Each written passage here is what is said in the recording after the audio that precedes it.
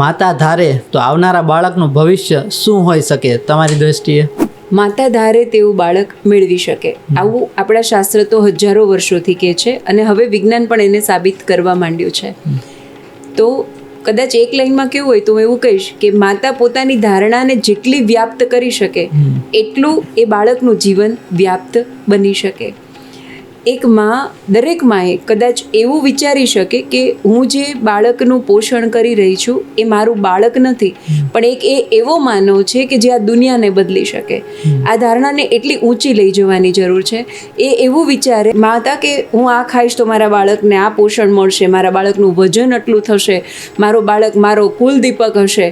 એના બદલે માતા પોતાની ધારણાને હજુ વધારે વ્યાપ્ત બનાવે, એ એવું વિચારે કે હું મારા ગર્ભમાં મારું બાળક નહીં પરંતુ એક ઉમદા માનવનું પોષણ કરી રહી છું. તો આ બાળકને કદાચ માએ કલ્પના પણ નહીં કરી હોય એટલું એ ઉમદા અને ઉન્નત વ્યક્તિત્વ બનાવી શકશે.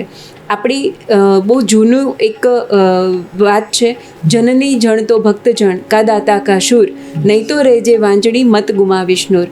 તો એનો મતલબ કે આપણી ભારતીય પરંપરા અને સંસ્કૃતિ તો માને જ છે કે જનની પાસે એ સત્તા છે કે એ તાકાત છે કે એ પોતાના કુખેથી ભક્ત આવશે કે શૂરવીર આવશે કે દાની આવશે, એ નક્કી કરી શકે એમ છે. તો માતા શું કામ નાનું વિચારવું જોઈએ? હું તો ખાલી એટલું જ કહીશ કે માતા જેટલું મોટું વિચારશે એટલું વિશાળ અને વ્યાપ્ત વ્યક્તિત્વવાળું બાળક એ મેળવી શકશે. અને આમાં કોઈ શંકા જ નથી, કારણ કે માં પોતે ચિત્રકાર છે. કેટલું મોટું કેનવાસ લેશે અને એના ઉપર કેટલું સુંદર ચિત્ર બનાવશે એ ખરેખર માતાના હાથમાં છે. રાઈટ.